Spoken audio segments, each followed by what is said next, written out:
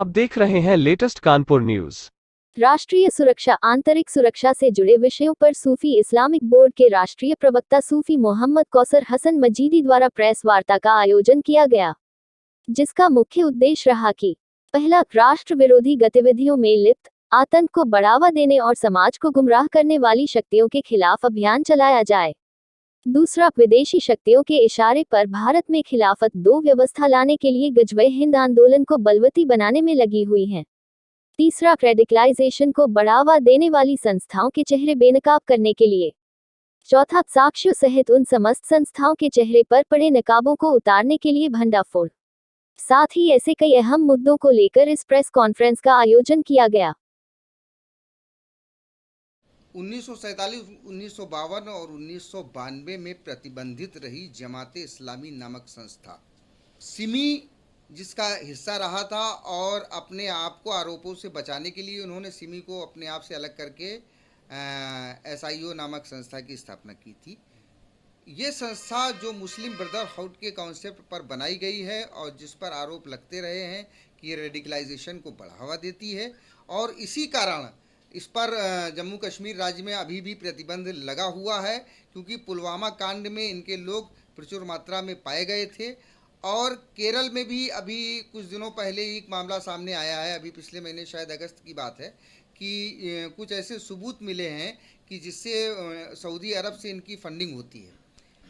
इन्होंने जो कारनामे अंजाम दिए हैं वो उसकी पूरी लिस्ट सूची के साथ इस प्रेस नोट के साथ मैंने दी है, सारे लिंक अवेलेबल हैं, उसमें आप उसका अध्ययन कर सकते हैं।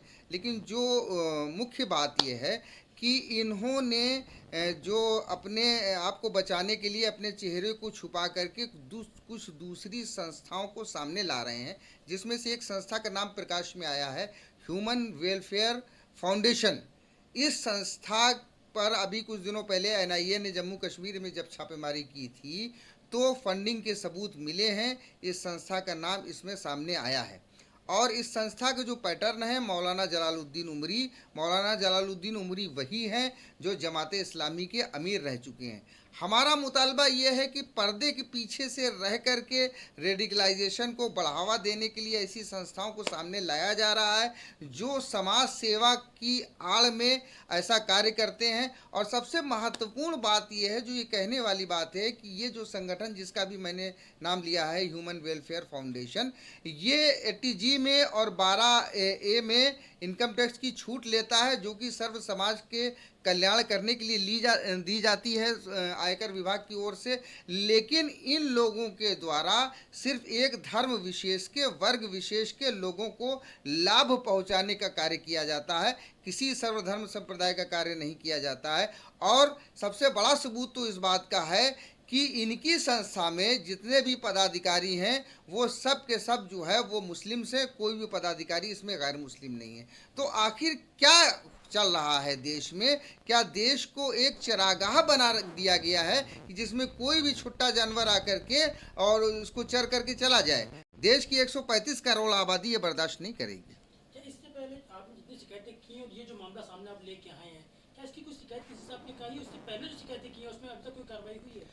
इससे पहले जो हमने एक प्रार्थना पत्र दिया था इनकम टैक्स विभाग को कि PFI एक चरमपंथी संस्था है, ये रेडिकलाइजेशन को बढ़ावा दे रही है, ये इसको जो धारा 12A में छूट मिल रही है इसको रद्द किया जाए। तो पिछले जून के महीने में जून जुलाई में भारत सरकार इनकम टैक्स विभाग ने हमारी मांग को माना और PFI का 12A और ATG निरस्त कर दिया था।